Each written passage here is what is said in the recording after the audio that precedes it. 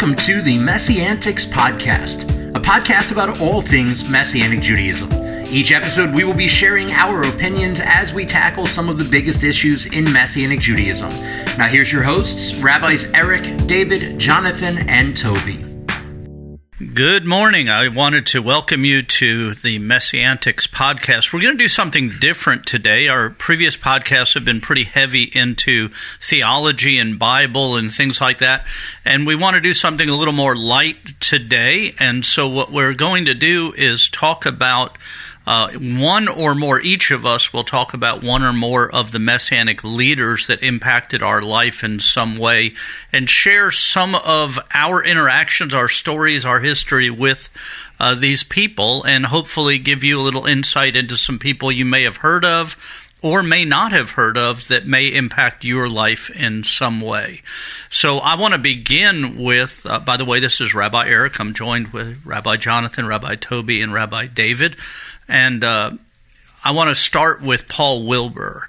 When I first became part of the Messianic movement, we've shared our stories before. You can look back at our podcast to get a little testimony of how I came from traditional Judaism to Messianic Judaism. But when I first came to Messianic Judaism and became a leader in a congregation, I went to a rabbis conference, and at the rabbis conference, Paul Wilbur was there. Now, I didn't know who Paul Wilbur was. I didn't know anything about him. It was really my first conference, and I was meeting everybody for the first time. Wait, before you really dive into Paul, I think our audience needs to hear the story of the collar. I think they need to hear the story of the collar. Okay, well, so this is my very first rabbis conference, and Rabbi Charlie Kluge was going to be the speaker of the first night of the conference. And so I didn't know him. I didn't know anybody. Like I said, it's my first time there.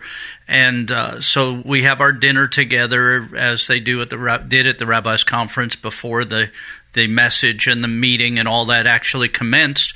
And then we get done with the dinner, and they call Rabbi Kluge up to speak, but they call him up as Father Charlie Kluge is going to be our main speaker today. Not Rabbi, but Father Charlie Kluge. This is back in the 80s, late 80s, when the collarless shirts were popular. You know, they had the different colored shirts, but they had no collar to them.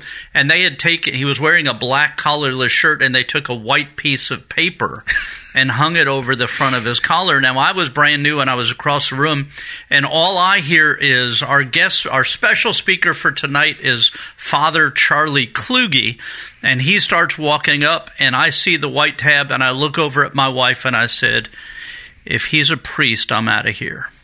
But that was my first moment in Messianic Jewish conference, Messianic Rabbis Conference. When he walked up, took the piece of paper off his collar and made a big joke about it and everything. But that was my very first welcome to the Messianic movement as a rabbi moment. And in fairness, over the years, he's actually become one of the probably closest friends of our family. So yeah, we love Rabbi Kluge. Father Kluge. Yeah, we love Rabbi Kluge, and but that was my first moment. But at this conference, Paul Wilbur was going to be leading the worship, and in my experience, I had pastored a church for a while and been involved in traveling around speaking for a number of years at that point. And in general, worship leaders in the places where I had been came and did their thing at their appointed time in the service, and then left the service and went and stood outside and sold CDs or tapes or whatever. But they really weren't active in the service. They would come to do their thing, and then they would leave to do their thing, and they didn't hang around for the service. And I saw Paul come into the service, and he led worship, and then I just expected he was going to leave to go out of the service. And he didn't. He walked down, he sat in the front, and he participated in the service and stayed there for the whole thing. And then after the service, they had a time of prayer for whoever wanted to be prayed for. And Paul got up and prayed with people after the service for hours. There were people there for at least an hour and a half, maybe 2 hours that were there. And it was the first time I met Paul, and I didn't actually meet him until after the service was over. But it changed and established my opinion of who Paul Wilbur was from that moment, because he wasn't Paul Wilbur, the Messianic artist or the Messianic worship guy who came, did his songs, and went out. But it was Paul Wilbur, the guy who actually worshipped the guy he said he worshipped and was there. Now, I watched as many of the rabbis and leaders and others had left the room, and Paul didn't leave until the last person that was in the room left. That's when Paul walked out. And again, this was probably 2 hours after the service was over, and the whole thing was probably a couple hours up to that point, so it was like 4 hours time that he was there. But it cemented in me a respect for him as a real worship leader, and not just an artist or a musician or somebody who was there to make his money and sell his tapes or CDs or whatever and leave. But it not only established who Paul Wilbur was in my heart as a friend and somebody that I respect, but it also changed the way I looked at worship leaders in some way, because instead of being the opening act for the message that would go out and go have lunch or whatever after they did their set, but it changed where I saw worship leaders as people who were actively involved in the service beyond just doing their part. And so that was a significant thing for me. So I appreciate it, and that's been nearly 30 years ago that event happened. Maybe, about 30 years ago. Wow. But that happened. But Paul's been a good friend and since then, and someone I respect as an artist, as a worship leader, more than an artist. So that kind of is a change, a difference. There's people who can do music, but are they truly worshipers and worship leaders? Are they leading people into worship or not? And that's also with that, Paul Wilbur is also a fantastic teacher. Yes, I mean he really has a gift and a heart for expounding upon the Word of God in a way that's inviting. Agreed. So, and that came about in experience also years later, because Paul was asked to speak at one of the Messiah conferences. And when I found out he was speaking, I was like, well, this is Paul Wilbur, the worship leader. Maybe I'll go get a sandwich. It may be time to go visit the Falcon and get a sandwich or something during this portion of the service. But I stayed there because I truly do love Paul. And he gave an outstanding message that was filled with depth and meat and meaningful and all. So yeah. But I think that comes from when you really have a heart that connects with the heart of the Lord, whether you're sharing in music or you're sharing in a message or word or whatever. It's the connection that gives you that real that we really want. So Paul's my first one that I want to share, and I hope that was a blessing. I hope it introduced you to listeners to an aspect of Paul that you may not have known if you know of him and his music, and he's actually written a couple of books now. Also, Paul is a avid motorcycle enthusiast, so he's got a special place in my heart. Harley Davidson. So who wants to share their person next? The first, well, it's not one person, it's actually three. It's when I was... Wait, is it 3 and 1? Well, it's 3 and 1. I'm not going to go through all three. Because my personal experiences with these three people have been very limited, but it's how they impacted me when I was... it's how they impacted me more through their music. My beginnings in Messianic ministry was in music. I started off as a bass player as part of the worship team at Beth Yeshua in Macon, Georgia. And I remember at least, this is 2005, late 2005. I joined the worship team in December of 2005. So 2005, early 2006. And there just wasn't a lot that I had access to. I mean, Messianic Judaism was new for me. But they're really, now listen, nowadays it's there's so much. I mean, I think if you look at Messianic worship music and how much is out there, it is multiplied in the past just like 16 or 17 years. Yeah, I think McKedam just dropped a new album the other day. I mean, not quite. They dropped a single, but the new album's coming shortly. Okay. Yeah. So a friend of mine that went to the congregation in Macon, his name was David. and I haven't talked to him in a long time, but he had a big impact on my life. And he gave me, because I told him, I said, I just want anything Messianic. I'm so hungry for this stuff. And he gave me a CD. It was like a Guardians of the Galaxy awesome mix. If you've seen the movie Guardians of the Galaxy, it was like a CD mix of two artists, Barry and Batya Siegel and Marty Goetz. And those are the people I'm talking about. I love Marty. Yeah. So that CD I put in my car and just wore out.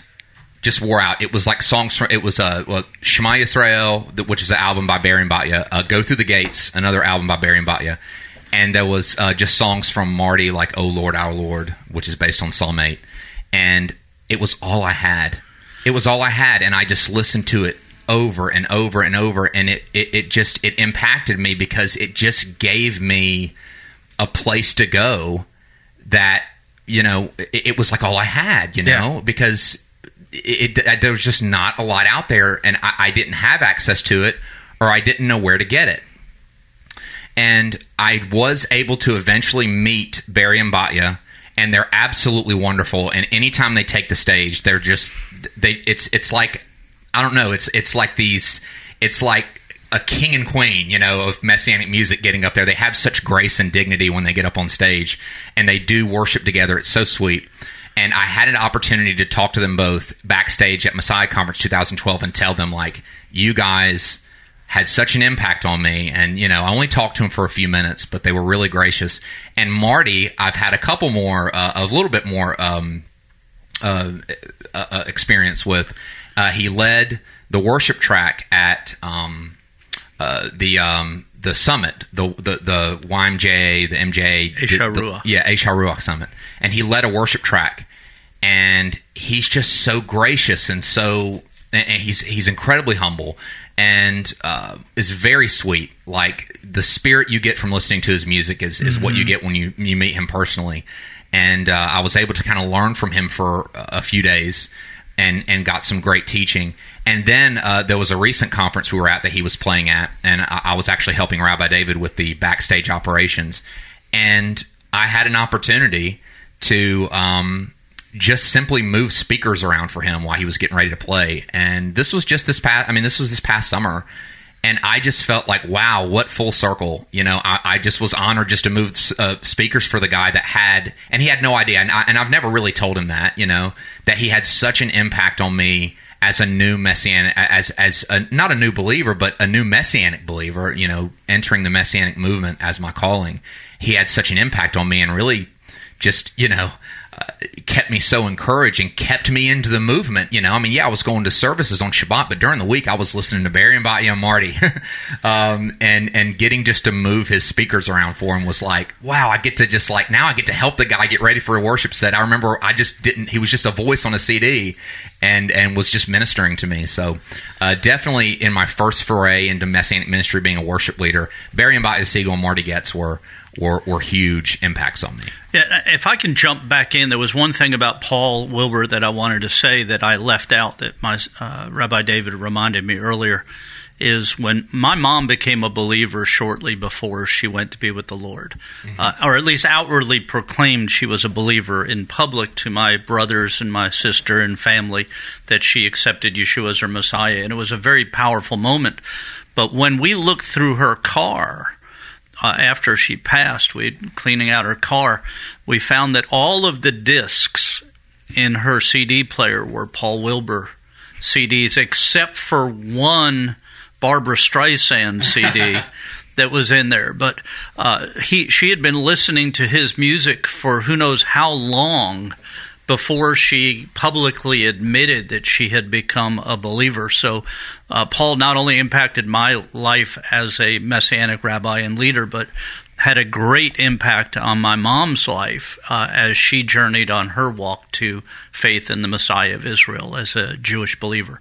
So I wanted to share that real quick. Jonathan?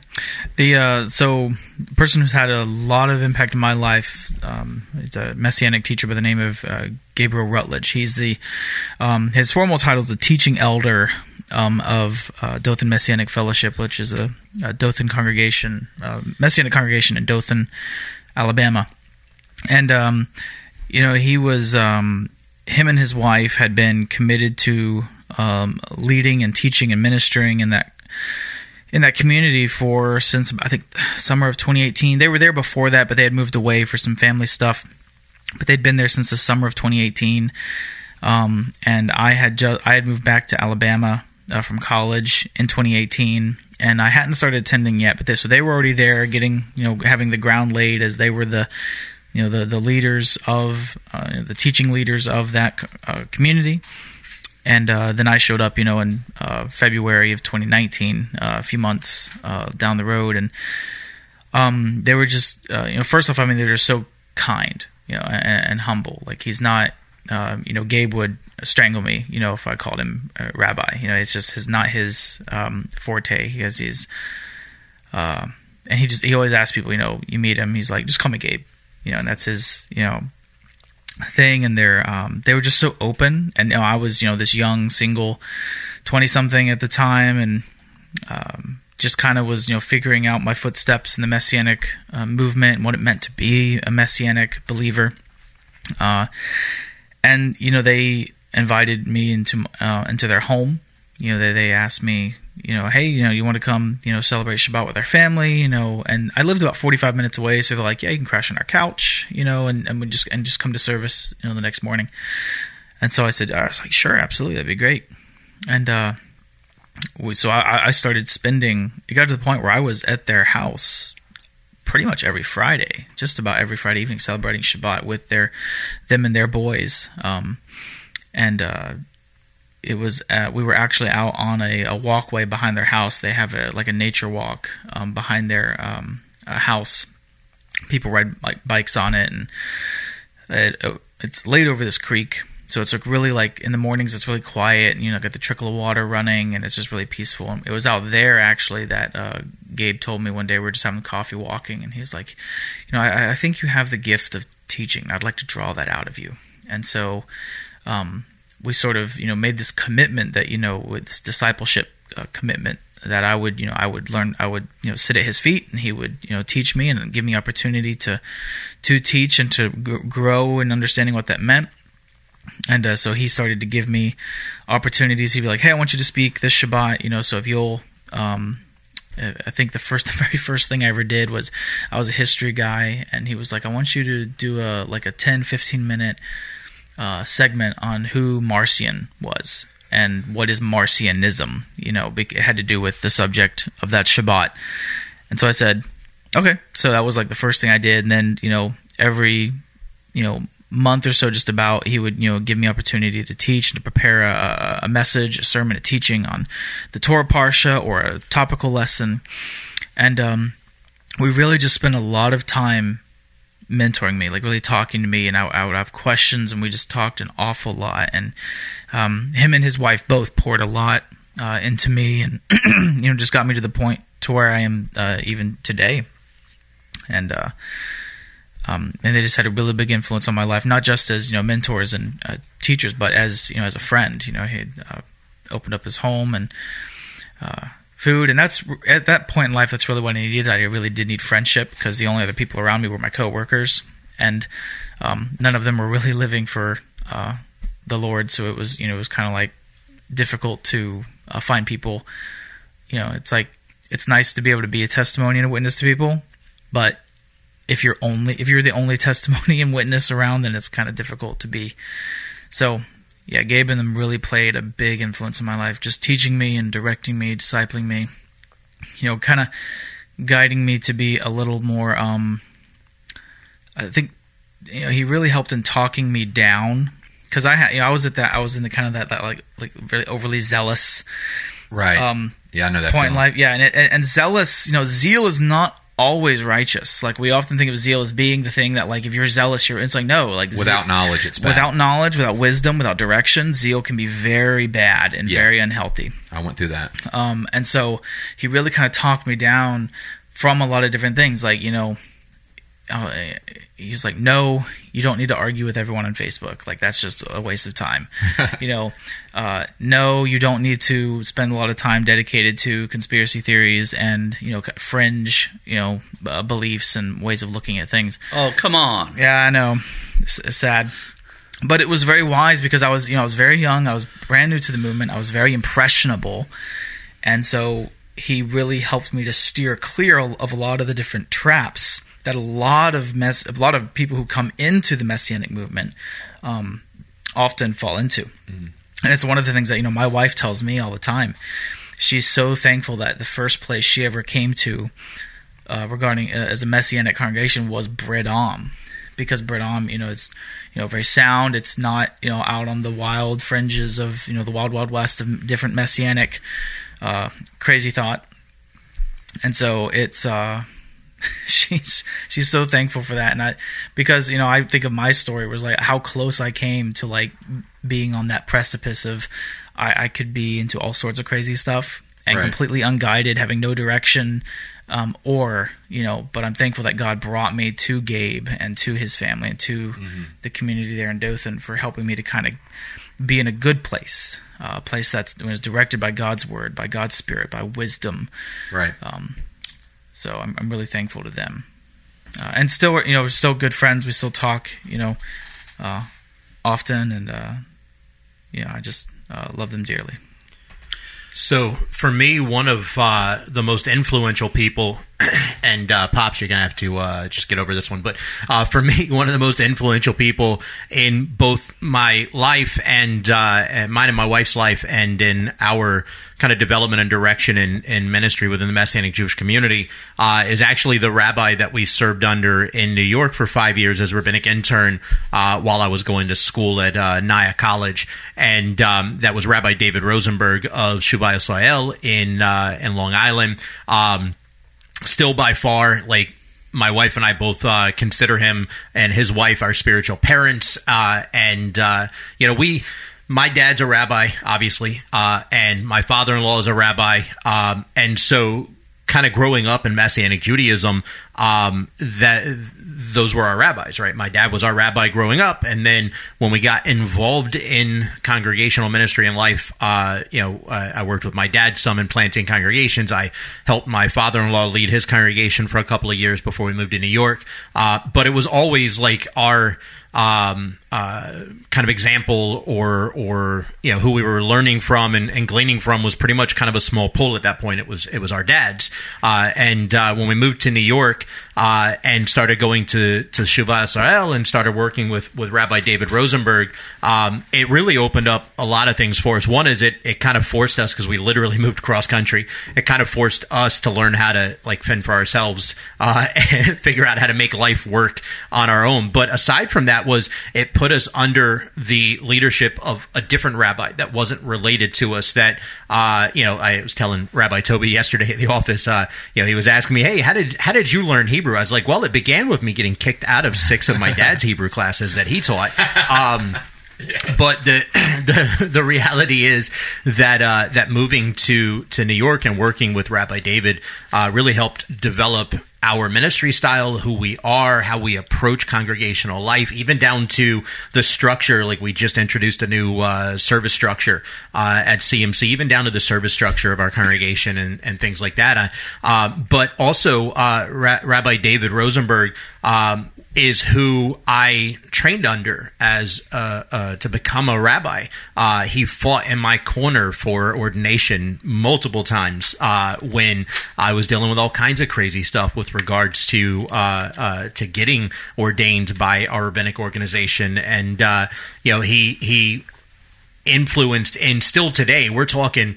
This was 2004 that we moved to New York, and we were there from 04 to 09, and it's now 2022, and he still is influential in my own personal discipleship. He developed a Bible reading plan for daily devotional and discipleship decades ago when he first became a believer, because he realized pretty quick, and I'll steal his story, but he realized pretty quick that most believers don't actually spend any real time in the Word of God on any kind of a daily basis. And so when he first became a believer, he was like an adamant consumer of the Word, and he would spend ridiculous amounts of time in the Word every day. And he went to his pastor that led him to the Lord, and he says, "Hey, I just don't feel like I'm spending enough time in the Word. How much time do you spend? Because it's got to be a lot. You're preparing sermons, and he was like, yeah, I spend a good bit. He goes, well, how much do you spend? And he goes, I spend about 10, 15 minutes a day.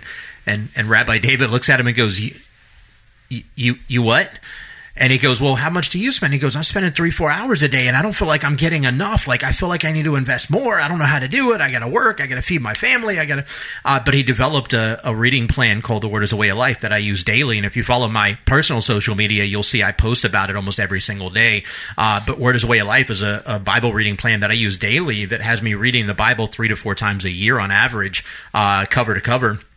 And I've been using it for probably close to almost 20 years now, I guess. I started in 2004, and I'm still using it. There have been periods where there were, weaning and waning and what have you, but for the most part, I still use it, and it's very influential in my life. And I've led others to using Word as a Way of Life and things like that. He helped develop a lot of my construct and concept of Messianic Jewish life and ministry and things like that. And so I still consider him my rabbi today, and I regularly will reach out to him. I just had the opportunity through a scenario, circumstance in our congregation was a little painful. I had an opportunity to reach out to him and seek guidance yet again, which is a pretty regular thing. I'll call him for guidance and counsel and what have you. I also call my dad and others. And there's a handful of rabbis particularly that I reach out to on a regular basis, but David Rosenberg's probably one of the first ones.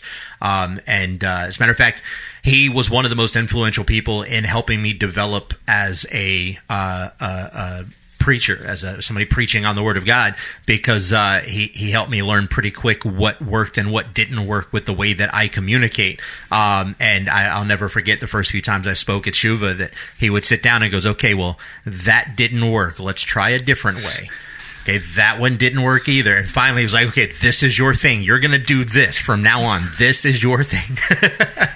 But he's still a very, very dear friend of our families. And I know he's been, as a matter of fact, we started going to Shuva when we moved to New York because he and my father were really good friends already. Right. So we've talked about Paul Wilbur. We've talked about Marty Getz. And we've talked about Barry and Batya Segal. We've talked about Gabe Rutledge, who many people may not know who he is, but I encourage you to connect with Gabe Rutledge and Dothan Messianic Fellowship. We talked about Dave Rosenberg, and those were all people who positively influenced our life. I want to talk about a second one, but this is different in way because I talked about Paul and how he did something that really affected me in a positive way, and it was something that was positive in my eyes. I want to talk about somebody who positively influenced my life, although, and he's a Messianic leader, although if people just watched us interact, they would think we didn't like each other possibly, or at least didn't, and that's Stuart Dowerman. Dr. Stuart Dowerman, he was part of Jews for Jesus many years ago. He led a congregation in California for a number of years. He's written a number of things. He's active on social media.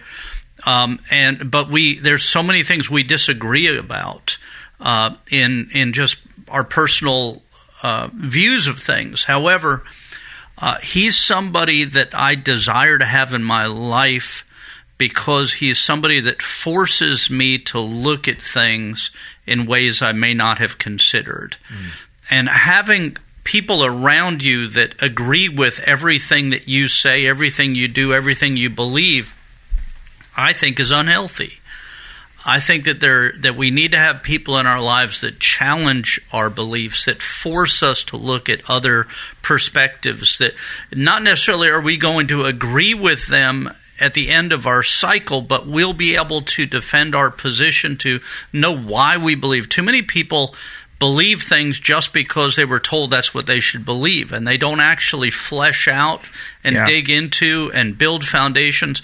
And so I love Stuart. We don't agree on everything. We believe that we both agree that Yeshua is the Messiah. We believe in the promises of God to the Jewish people, the nation Israel, that are irrevocable. We believe in a lot of things that we agree on. So I don't want people to think we don't agree on anything, but there's a number of things that we come from different perspectives.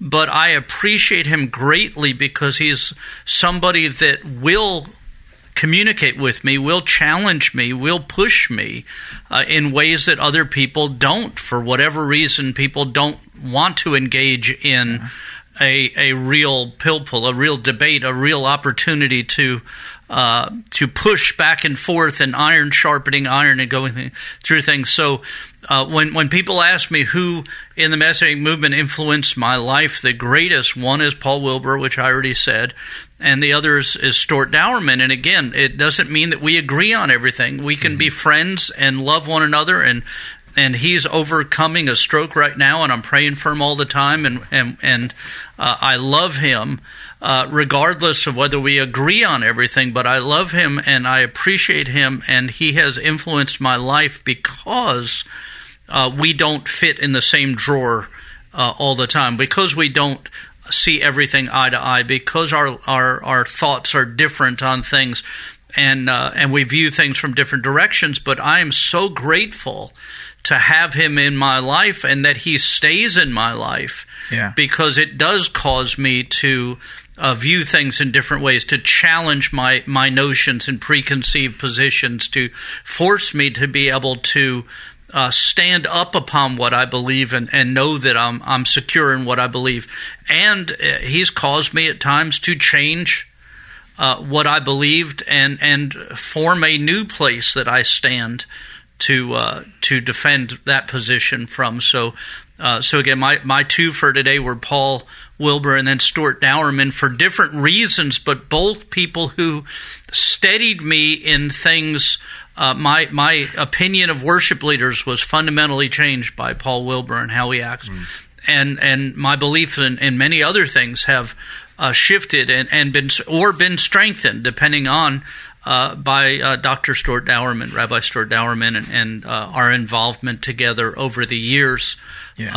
So if people ask me the two most influential people in my life as a Messianic, there's many others. I mean, I know lots and lots of Messianic leaders, but those are two that jump to the top of the pile of people who influenced my life as a Messianic rabbi and a leader and a believer. Yeah, that's why people are just sometimes afraid to leave that echo chamber they find themselves in. It's why, like, over the years, I can't tell you how many Facebook groups and messaging groups I've left, because it just became an echo chamber. Everyone agreed. Everyone was kind of the same, direction, doing the same things. I was like, I'm not really, like, this isn't, I mean, I'm in enough of that on my own in real life. So why do I need to add, 2 other groups, 3 other groups, 4 other groups on Facebook to be part of, when I should be in groups that are going to challenge me to think differently, challenge me to, address a perspective, because a lot of times what you'll realize, especially in the Messianic world, because again, like the subtitle of our podcast, 2 Jews, 4 opinions, you'll find yourself in the midst of multiple, you're looking at the same coin, but sometimes you're looking at it from a different side, and you're not, unless you have people who are willing to engage you to draw you out, from that side and look around the curve and see, hey, look at this from the other perspective, you really aren't going to grow as much. And that's why I have friends, and I keep friends, I try very hard to keep my friends who do see things very differently, because I'm like, it's like, in Pirkei Avot, where you can learn something from everyone. And I, intend to always learn something from them, not just as a practical thing, but I really do, like, we've shared a friendship and I want to remain friends. And so, and I've walked away from conversations and phone calls, like, in tears. Like I cry when I get angry. Like, that's just my, like, I get frustrated, and my body's like, we're done with this. We're just going to emote everything we can. And so, and I've had tears over the disagreements but then we've always come back and, apologize if we've said the wrong things, but always like, and then, I've even said them afterwards, be like, I will try my best to look at this from a different perspective and to see it how you see it, because I want to engage with this from not just my own perspective, because my own perspective is limited, and so I have to leave echo chambers. So I encourage you, find people to help you leave echo chambers. I just I know we're getting low on time. I just and I hate to rattle off names left and right. I'm not going to just rattle off names, but I'll be very brief. But I have to talk about mine and my wife Brooke's spiritual parents, who we consider our spiritual parents, and that's Rabbi Ira Brower and his wife Gloria, who we've known since 2009, whom we met at the time they were holding a 10-day discipleship training intensive in Boca Raton, Florida, which they're at Etz Chaim, Rabbi Ira and Gloria, and it was 10 days. Listen, it's not one of those, like, go to a summer retreat and go to the beach and have fun. It wasn't like that. It was fun sometimes, but sometimes it wasn't, in the sense that it was not, this was a 10-day discipleship intensive. It was real discipleship. Yeah. It was not just, hey, let's have fun. It was, let's get down to what it's like to hear from God, to have a relationship with Him, to deal with pain and issues in our lives. And Rabbi Ira and Gloria, they have many spiritual children, because their heart is for the younger generations, and I can't, and I'm proud to be numbered, my wife and I, numbered among some of their spiritual children, to be a jewel in their crown, Yeah. And they continually stay in touch with us. Over the years, it's been 12, 13 years, and they still reach out to us and check on us. And I have to honor them as two people who have been instrumental in my wife and I's really coming together as a couple, even because we were both, at the time we weren't married, we were praying about each other, and they both knew that, and they prayed with us, and I'll never forget them. I want to just briefly mention the two rabbis that discipled me when I joined the Messianic movement, Rabbi Greg Hirschberg in Beth Yeshua in Macon, Georgia. He was my first rabbi. He installed me in leadership, took a chance on me. He taught me how to stand up for myself. He taught me how to hear from God as well. Rabbi Jude Caracello, who's in Melbourne, Florida, Kol Mashiach, he was in Savannah at the time. I served under him as a worship leader and as a youth leader. And he was the first one that really gave that he, it's a big deal when a rabbi goes out of town or does something and leaves their congregation under the leadership of someone. And I led 1 week of services, and I gave a message, and he also would allow me to give drashes. And that was the first time I started to realize that I may have a calling in rabbinic ministry. And I have to also honor and credit Rabbi Jude for just his integrity. He was one of these guys that, if doing the right thing is the end of me, so be it. Yeah. And I just want to also just mention Jan Rosenberg, Rabbi Jan from New Jersey, who honestly broke a major chain in my life, which was feeling second class as a Messianic Gentile in a Jewish in a Jewish movement. When he told me, he goes, "The Jewish people are chosen. Non-Jews who come into this movement choose to be chosen. We're both chosen. So let it go." Yeah. So I just want to, I wanted to mention them, and I want to thank God and for putting people in my life who have guided me to this day. And Rabbi Jan is Rabbi David Rosenberg's brother. They kind of work side by side, one in Long Island, New York, the other in New Jersey.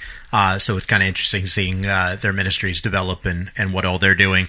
And then I'm going to throw one more name out, because in terms of, and I think perhaps this is somebody that maybe outside of the Midwest, not a lot of people are hugely familiar with, but somebody that has such a phenomenal heart, not just in terms of ministry, but in terms of raising up new leaders and sowing into people's lives, and the wisdom that and counsel that he has and is willing to share and sow into people's lives. And that's Rabbi Michael Wygant of Rosh Pina in OKC in Oklahoma City, who was actually in our rabbinic organization, we have kind of people that we have to report to, if you would, on a regular basis through our ordination process, and keep up to date with where we are and so on. And I was very much blessed to have Rabbi Michael Wygant as that individual for me during my process. And he was very hands-on, not like, all up in my business, but he was actually invested in my life, in my ministry, and the stuff we went through, some pretty rough scenarios in ministry under a different rabbi at that point in time that was difficult as we were trying to process through and figure out kind of what was next for us, and he really helped a lot with that. But he was very involved, very encouraging, and still to this day, anytime we get a chance to talk or to see each other, he makes it a point, and we make a point together to set aside a time to spend together and just catch up and see how each other's doing. And I call him. He's one of those that I said earlier that I call on a regular basis when I have some sort of an issue I got to figure out, or how would you respond to this scenario? I got so and so who's doing something crazy. What would you do here? I'm trying to gauge how volatile my response should be. Can you help me kind of mellow this down a little bit? On a scale from 1 to 10, what nuclear weapon should I use? Yeah. So these are just a handful of names, and I'm sure that if we spent, we're pushing 40 minutes here. I'm sure if we spent another hour, we wouldn't even scratch the surface. Yeah, we haven't talked about people like Jonathan Bernis, or Eric Carlson, Michael Wolff, the Chernoffs. People that have impacted the Messianic movement, and I'm sure in future episodes we'll hit some of those as we go through. But we wanted to do this episode just a little more light but meaningful, something that may touch you, it may introduce you to some people that you weren't aware of, that you might want to follow and check out, and look up their websites, look up their books, their things that they've done. And get to know them, and just give honor where honor's due. Yes. Yeah. To people that impacted our lives and our hearts. And I just want to say, Rabbi Eric, the beauty of being discipled also by a rabbi is you really do see that they're people just like us, that have struggles in life, and I just, that was one of the things that helped me to realize my calling, was just seeing the fact that they're just regular guys that are trying to do this thing just like I am, Yeah. And I was just, trying to live a life for the Lord without blowing everything up around them. Right. Yeah. I do want to throw out one thing. In a previous episode, we took a minute at the end of the podcast episode to talk about some of the books that have impacted us the most over the years. And I just want to throw this out real quick for our listeners who may not know, because we've got a pretty growing audience thus far, and I've looked through on our social media pages, I've looked through some of the people that are liking and following our pages, and I don't know most of them. I know some of them, but I don't know most of them. And so you guys may not really know us all that well. And if you don't, I encourage you to go back and listen to the first episode if you haven't already, where we kind of give some of our story, which Rabbi Eric was alluding to earlier. But I just wanted to say real quick that Rabbi Eric has actually written a plethora of books, everything from commentaries on Pauline letters and such to leadership development and within the Messianic community and things like this. And I don't remember exactly how many you've written at this point, so I'll let you throw that out there and where people can find your stuff. 14 that are written right now. I've got 3 more that'll be out hopefully by December, and you can just go to rabbierict.com and find those. Also want to throw back to Rabbi David, that he's written a book on Ephesians. He's written a book about the Holy Spirit and how we interact with that, and also a book on Timothy, which is your newest one, I believe. Which is the latest one. So, I'll have one coming out sometime next year. I'm thinking probably towards the summer, late summer, on some of the topics we covered early in our early episodes, but in particular on Jew and Gentile as one. Yeah. And they can find them on Amazon. And so just search for Rabbi David Tokajer on Amazon, or just David Tokajer on Amazon. And you'll find them. And then you can follow our Facebook page for the podcast, and we try to tag our author pages in post as well, so you can find our author pages to access those as well. And real quick, just 2 more ad things just to throw out. One is that Rabbi David and I will be leading a trip to Israel in February, and we'd love for you to come and be part of that. You can find information about that on our Facebook pages and such. Also, I'll get Rabbi David to post a link on the podcast about that. And I want to invite you to come be in Pensacola next April at the Messianic Men's Conference. If you're a man and you'd like to hang out with some other men and build relationships and strengthen one another, Rabbi Eric Carlson will be the main speaker. Also, Ibar Zuchkin will be the one of the speakers, and also Dr. William Lyle The pro-life doc will be there, as well as Jacob Trombino will be leading the worship. A great group of men for a weekend. And this year at the men's conference, we're stepping it up. There's going to be an axe throwing contest. Oh, wow. Yeah. So we'll be iron sharpening iron and throwing iron. The weapon or the biblical book? The actual weapon. The actual weapons, yeah. We're not going to be throwing our Bibles at each other. We're also not going to be throwing axes at each other, but we will be throwing axes. So we encourage you to be there. And again, the link for that will be on the podcast also. Yeah, and that'll be April 21st through 23rd of next year. And before we go, real quick, if I can, I didn't think I'd get away with it earlier, but I'm going to quickly. I wanted to thank you for your mentoring and training for me. Rabbi Eric, sorry. Rabbi Eric would be the second person that I would mention as being the most influential in my life, because he took me on, and we met and we got to know each other, and we prayed and discussed, and I even talked with Gabe about leaving Dothan and coming to Bradam to disciple under Rabbi Eric, to become a rabbi, Messianic rabbi, and got brought over here, and Rabbi Eric's been pouring into me and discipling me and training me, and not just Bible, like it's Bible and life, and how to have fun and also how to avoid pitfalls. I think it was just the other day I was talking about how I keep seeming to run out of time for things, to even deal with my house. Like my lawn hasn't been cut in a month, and it's looking boogerish. But it's a good thing it's been dry recently. It's a good thing it's been dry. So, but I told him, but he told me, he's like, well, look, you're just going to have to learn how to say no to things.